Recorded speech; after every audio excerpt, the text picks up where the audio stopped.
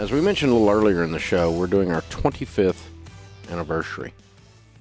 What's interesting is that the basic information, the core of what we do, in 25 years has not changed. We still tell you, and have from the very first day we went on the air, to live on less than you make. You're not in Congress. In the house of the wise, there are stores of choice food and oil, but a foolish man devours all he has. If you spend everything you make, you're a fool. I've been a fool. Some of you have been a fool. Most of us have at one time or another in our life. We still tell you to get out of debt. That's simple. Well, Dave Ramsey makes me mad. I don't like Dave Ramsey. Dave Ramsey this, Dave Ramsey that. Twitter and Facebook fools out there floating around. Most of them not even born yet when I started doing this show. And everybody's got an opinion. You ever notice how many broke people have opinions about money? It's like fat people having opinions about marathons. Just stupid. Just a dumb idea. You know? And I used to be a lot nicer when I first started the show.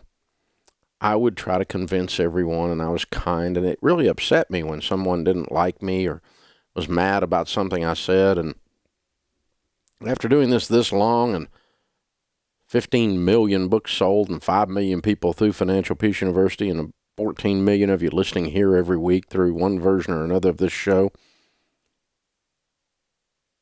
I'm pretty convinced now, based on how many people have become millionaires and how many people have gotten out of debt and how many people have increased their generosity and how many people have saved their marriage that was about to fall apart over money. I'm pretty convinced now that on these money subjects, if you're upset by what I say, it's probably because you need to change. You're a whiner. If you don't agree with me on this stuff, you're what's known as wrong. Well, that's arrogant. No, not arrogant at all. It's confidence. There's a difference in confidence and arrogance. I've been doing this more than anyone else in the entire world. While you that are listening to me have been alive, there's no one else on the planet that has gotten as many people out of debt, that has caused as many people to be millionaires. No one else. Now, there's a lot of stuff I'm not good at, and there's a lot of stuff I don't know anything about. And yes, I'm not perfect. I get all of that. And this is not about me. But it's pretty aggravating after all this time that some of you are still trying to convince your friends and relatives to do stupid stuff with money. It's aggravating because when you do convince them to do stupid stuff with money, you're causing them to be broke. You are a curse in their lives. Oh, don't pay off your mortgage. Dave Ramsey doesn't know what he's talking about. Let me just tell you, sweetheart, you can get your mortgage paid off. Life doesn't get much better. You don't have a payment in the world. You've got what's known as money. The borrower is slave to the lender.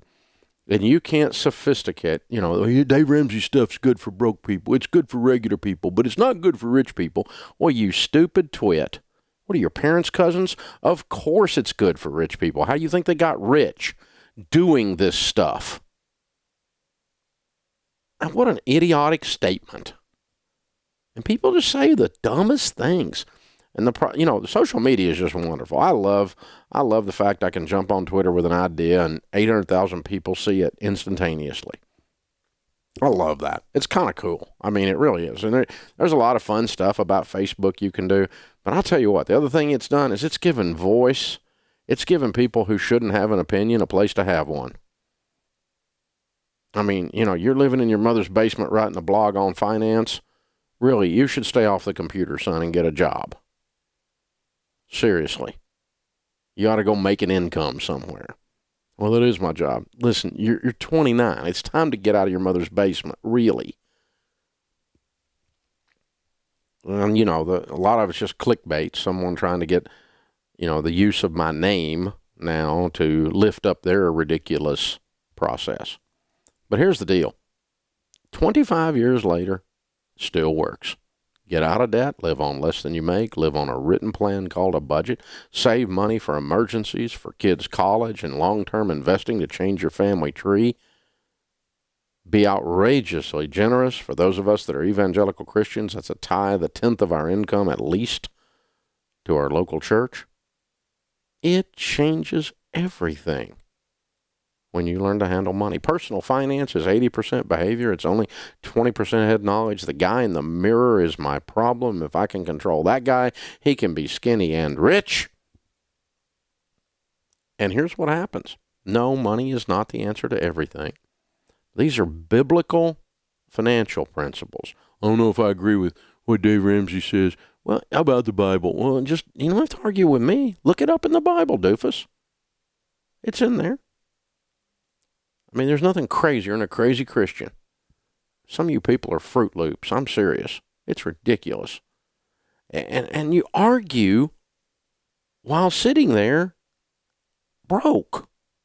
That's what's weird.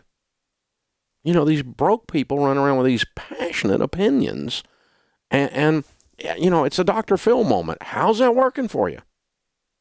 Maybe it's time to change. All of us have to look up and say, at some point, I've had enough. That's it. I've had it. I'm not living like this anymore.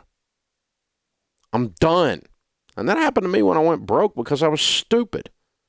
I mean, I got a PhD in DUMB. I've done stupid with zeros on the end. I know exactly what it looks like. I know how it feels to be so scared you can't breathe. Your lights are cut off. Your water's being cut off. They're going to foreclose on your house. And you got 2 little kids living there. My wife would have left, but she didn't have the money. I mean, we were fighting like hillbillies, man, because we are.